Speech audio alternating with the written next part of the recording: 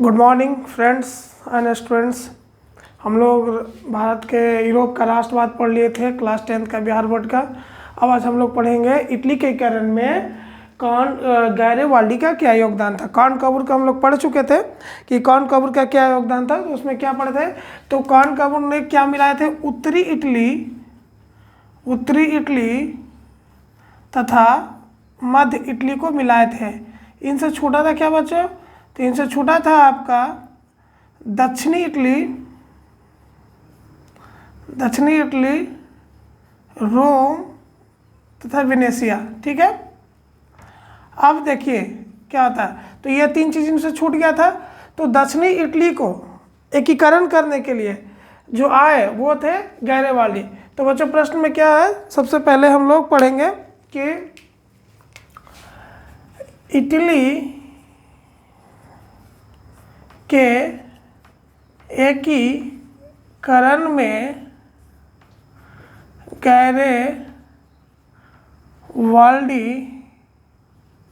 Garibaldi का क्या योगदान था।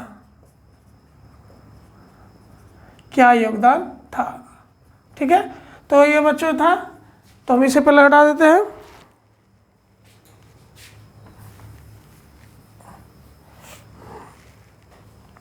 तो इटली के कारण में गैरिबाल्डी का क्या योगदान था। तो इसका आंसर सबसे पहले हम लिखेंगे आंसर में, गैरिबाल्डी पेशे से नाविक थे। सबसे पहले कि पेशे से नाविक थे, और एक नंबर का ऑब्जेक्टिव में पूछता है कि गैरिबाल्डी क्या थे, तो पेशे से नाविक थे। एक नंबर का ऑब्जेक्टिव में जब भी पूछेगा तो इसका फर्स्ट लिखेंगे गैरिबाल्डी पेशे से नाविक थे। वो सशस्त्र सेना का निर्माण करना चाहते थे।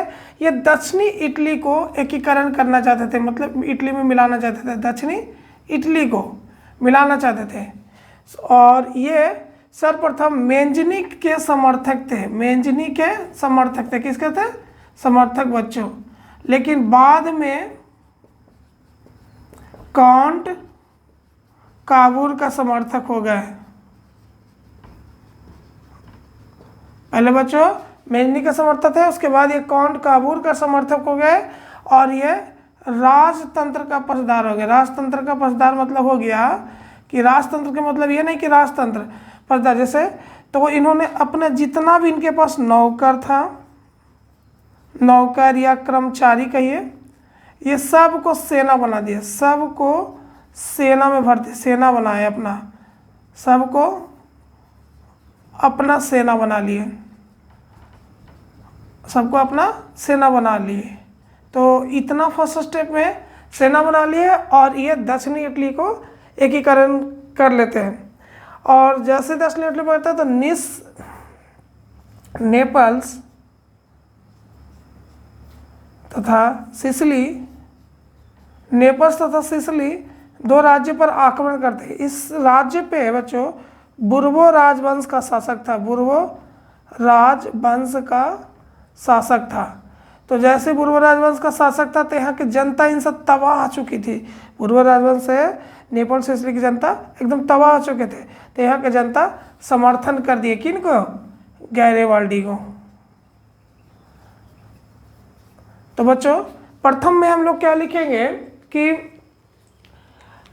कौन गैरिबाल्डी पेशे से नाविक थे, वो दक्षिणी इटली को एकीकरण करना चाहते थे। वो पहले मेंजनी के बातों के समर्थक थे, लेकिन बाद में कॉनकाबुर के समर्थक हो गए, राजतंत्र का पक्षधर होगा। और जितनी भी उनके पास नौकर चाकर जितनी भी थी, सबको वो सेना बनाए, और सेना बना के अपना शुरू कर दिए। तो नेपल्स और सिसिली पर वो आक्रमण करते हैं। जैसे ही वो आक्रमण करते हैं, तो यहाँ बुर्ब पहले से वहाँ जो राजा था बुर्ब राजवंश का, वो बहुत निरंकुश था, उससे तबाह होते लोग थे। तो इन्होंने गैरिबाल्डी का समर्थक कर दिए।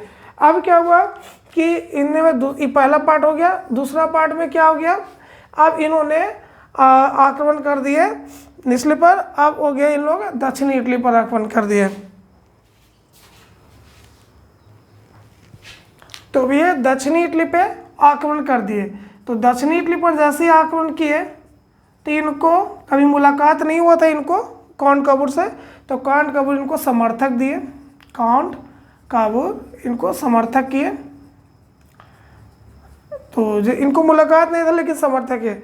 लेकिन जैसे 1862 ईस्वी में गैरिबाल्डी रोम पर आक्रमण करते हैं, रोम पर आक्रमण करते हैं बच्चों, तो कौंटकबूर इनके खिलाफ हो जाते हैं। कौंटकबूर इनके खिलाफ हो जाते हैं और जो पीडामोंट का सेना था, पीडामोंट का सेना भेज देते हैं। दोनों का मुलाकात होता है। किनको मुलाकात होता है? कौंटकबूर और गैरिबाल्डी। देखिए उनके विचारों का समर्थक उनके बारे में सुने थे, लेकिन मुलाकात नहीं होता, तो दोनों के बीच में सम्मिलन होता है। जैसे ही मिलन होता है तो गैरिबाल्डी जो है क्या करते हैं, गैरिबाल्डी अपना सेना वापस कर लेते हैं। कहाँ से? रोम से बच्चों, रोम से अपना सेना को वो वापस कर लेते हैं। तो इसको स्क्रीनशॉट कर लीजिएगा, देख लीजिएगा, ठीक है। हम फिर बोल देंगे।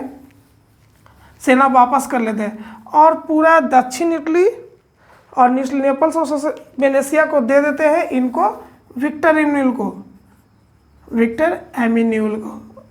देखिए विक्टर एमिन्यूल कहते हैं कि आप दक्षिणी इटली का राजा बन जाए, शासक बन जाए, लेकिन ये जो गैरिबाल्डी है इनका विरोध करते हैं, बोलते नहीं हम नहीं बनेंगे शासक, वैसा कुछ नहीं, सारा राजपाट इनको दे देते हैं विक्टर एमिन्यूल को, इनको शासक बना दिया जाता है। और ये एक किसान की भांति कार्य करते हैं। कौन?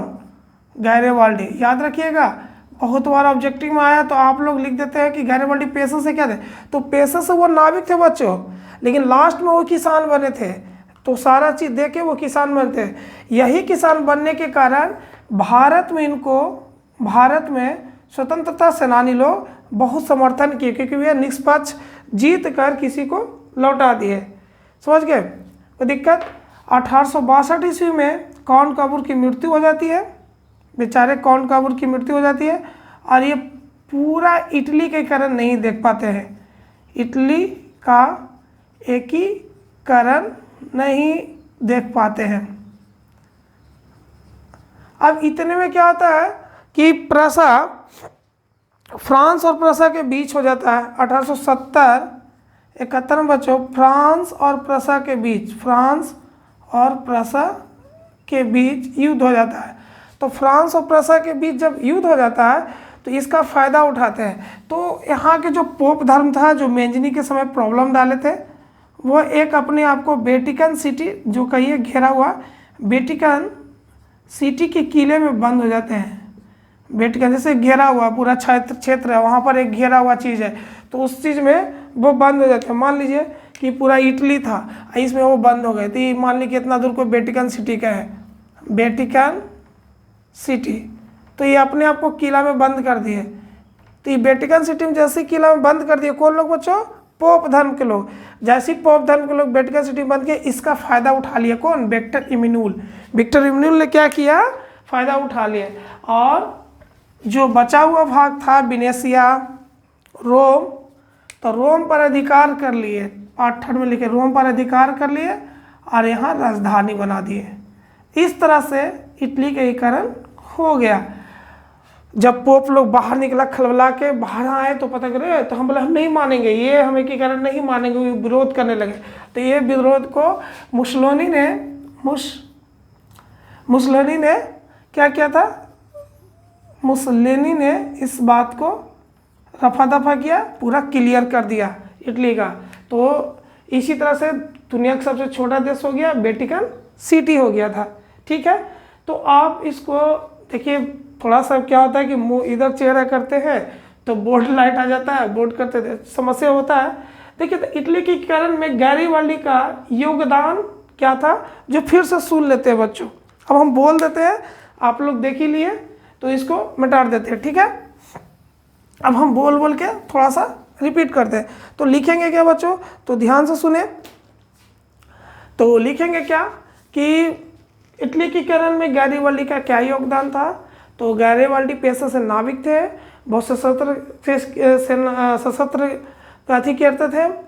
वो दक्षिणी इटली के एकीकरण करना चाहते थे, और पहले वो मेंजनी के बातों के समर्थक थे, बाद में कौंटकबूर के बातों के समर्थक हुए, और राष्ट्रतंत्र मतलब जैसे सेना लोग कैसे आक्रमण करके जीतता है, तो उस विचारों पर ही आ गए। और जितने के पास नौकर चाकर कर्मचारी थे सभी को अपने सेना में भर्ती कर लिए, और चले ये सिसिल्स और नेपल्स पे अधिकार कर लिया। जैसे सिसिली और नेपल्स पर आक्रमण किए, वहाँ के शासक से, बुर्बो वंश के शासक से एकदम तबाह था, तो इन्होंने तुरंत गैरिबाल्डी का बात का समर्थक बन गए और इस तरह से दक्षिणी इटली पर आक्रमण किए। तो कॉनकॉर्ड ने इनको समर्थक किया और दक्षिणी इटली को भी जीत लिया। लेकिन बच्चों 1862 ईस्वी में ही जैसे रोम पर आक्रमण करते हैं तो क्या करते हैं, कॉनकॉर्ड इनका विरोध हो जाता है, अपनी पिरामोंट का सेना भेज देते हैं। तो जैसे पिरामोंट का सेना भेजते हैं तो दोनों का मुलाकात होता है, गैरिबाल्डी कॉनकॉर्ड का बात मान लेते हैं और ये सारे जितना जीता हुआ दक्षिण इटली और नेसल्स और सिसिल्स दिया हुआ था, जो जीता हुआ था, वो सब विक्टर एम्मानुएल को देकर एक किसान की भांति जिंदगी जीते हैं। तो हमेशा याद रखें, पूछेगा पेशे से क्या है तो आप नाविक बोलेंगे, ना कि किसान। और उसके बाद 1862 में दुर्भाग्यवश से कॉनकॉर्ड की मृत्यु हो जाती है। और फिर क्या होता है, 1870-71 में इत्तेफाक से फ्रांस और प्रूसिया के बीच युद्ध हो जाता है।